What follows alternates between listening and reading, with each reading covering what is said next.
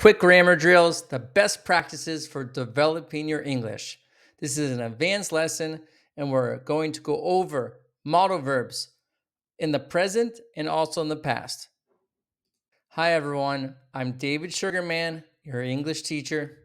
Today, we're exploring modal verbs, small words that change how confident, polite, or certain you sound in English. What modal verbs do? Modal verbs express certainty and probability, possibility and impossibility, obligation and permission, ability and advice.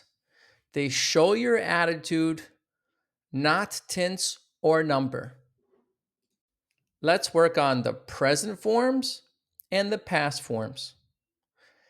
Can, could, will, would, shall, should, may, might, must in the past is had to, and we can also say must have. Now remember, past modals often use have plus a verb 3 in the past. For example, must have seen, could have gone. It's very important to remember that. Could have gone, would have gone, should have gone, might have gone, all of those, they're very important to remember. Can and could, they show your ability, that you're able to do something, and possibility, that this thing is possible. I can speak English. This is my ability now. I could speak English as a child. That's expressing my past ability. Now, for a possible future, you could say, it could rain later. Will and would, we use them for certainty and politeness.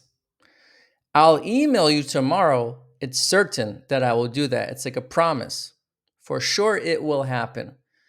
I would email if you had time, meaning I don't have time, but I would do that if I had time.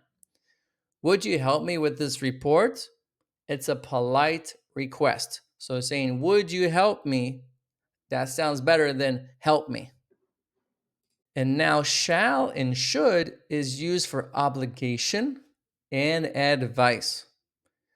So here we go. Shall we begin the meeting? This is kind of like an offer, okay? You should finish the presentation today. This is direct advice. Remember, the past is should have plus the verb 3. You should have called me. We use this a lot. We're saying, look, this didn't happen. You should have called me. It's like past advice. May and might, it's used for permission and possibility. You may leave early. That's permission. It might rain tomorrow. That's possibility. In the past, it's might have plus verb 3. It might have rained earlier. I'm not entirely sure. It might have rained earlier today. Must is used for certainty and deduction. Deduction is like when you're guessing about something. She must be at work. So you're saying that you're about 90 to 95% sure that the person is at work. And she must have been at work. That means you're talking about in the past, and you think about 95 to 95% that she was actually there. So you're saying she must have been at work yesterday. I'm pretty sure. You mustn't park here. That's like to prohibit someone. No, no, no, no. You mustn't park here. Real world business examples. You must submit the report by 5 p.m. You're obligated to do that. You should submit the report by 5 p.m. It's advice. You might submit the report by 5 p.m. It's about possibility. So here you have the same sentence, but different certainty. Let's fix the common mistakes. The first mistake, he must to have go. You want to say he must have gone. She should to have studied. She should have studied. I could to speak English. I could have spoken English. Never use to after a modal verb except ought to. Let's practice. Get a pen or pencil in your notebook and let's see if you are right or wrong on the next slide. Number 1, you, after such a long trip, take some rest. Number 2, you yesterday, her phone has been broken all week. Number 3, this document before the deadline, check with the manager. And number 4, us about the meeting earlier. We had no time to prepare. So remember, think before the next slide. Here are your answers. You must be exhausted after such a long trip. Take some rest. She couldn't have called you yesterday. Her phone has been broken all week.